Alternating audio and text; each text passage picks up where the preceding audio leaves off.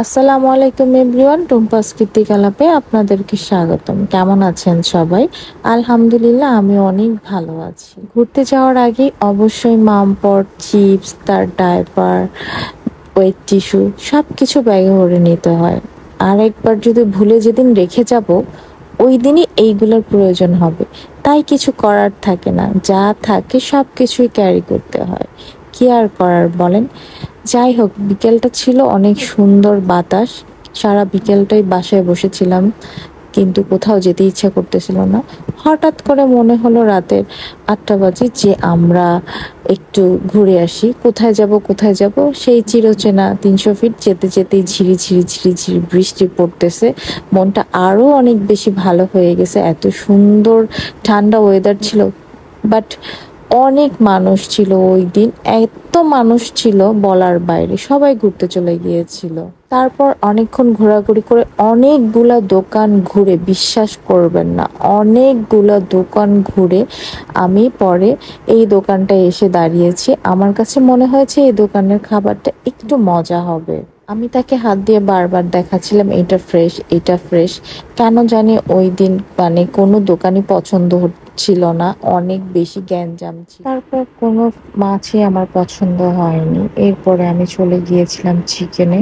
যে যার পছন্দ মতন অর্ডার করে আমরা ভিতরে চলে গেলাম। রেস্টুরেন্টের ভিতরে যাওয়ার পরে দেখি এখানে জ্যান্ত মাছ সেল করতেছে। এই ব্যাপারটা দেখে ভালো লাগলো। আপনার পছন্দ মতন আপনি ফিশ নিতে পারবেন। তারপর আমরা উপরে যেতে ছিলাম, কিন্তু আমার কাছে ঝিরি ঝিরি বৃষ্টি আসতেছিল, তাই আর উপরে গেলাম না। এদিকে তাকিয়ে দেখি তারা দোল খাচ্ছে খালামণি আর বুবুর সাথে। টুকটুকে বুড়াটা সেই মজা পেয়েছে, মাশাল্লাহ মাশাল্লাহ। সে আবার ফ্লাইং কিসও দিচ্ছে সবাইকে। তারপর বেশ কিছুক্ষণ অপেক্ষার পরে আমাদের খাবার চলে এসেছে। খাবারের লুক দেখে আমার কাছে অনেক ইয়াম্মি মনে হচ্ছিল। এখন আবার দেখে খেতে ইচ্ছা করতেছে। বয়স দেখে এদিকে আমার ভাগ্নি আমাকে ভেঙাচ্ছে, ভিডিও করে দিচ্ছে। যাই হোক, আমি বারবিকিউ নিয়েছিলাম, মানে চিকেন বারবিকিউ, আর চাপ নিয়েছি। আমার প্রচন্ড পরিমাণে ক্ষুধা লেগেছে এবং দেখে মনে হচ্ছে অনেক মজা, জুসি জুসি হবে। এইটা বলার সাথে সাথেই ভদ্রলোক আমার প্লেট থেকে নিয়ে খাওয়া শুরু করে দিয়েছে। আর আমি এখন মুখে দিয়ে বলবো আসলে কেমন হয়েছে, কেমন মজা লাগছে। আমার কাছে আসলেই খুবই সুস্বাদু মনে হয়েছে। আমি তো খাচ্ছি আর খাচ্ছি, এত ভালো হয়েছে যা বলে বোঝাতে পারবো না। হয়তো বা ক্ষুধা পেটে ছিল, এই জন্য আমার কাছে ভালো লাগতেছিল।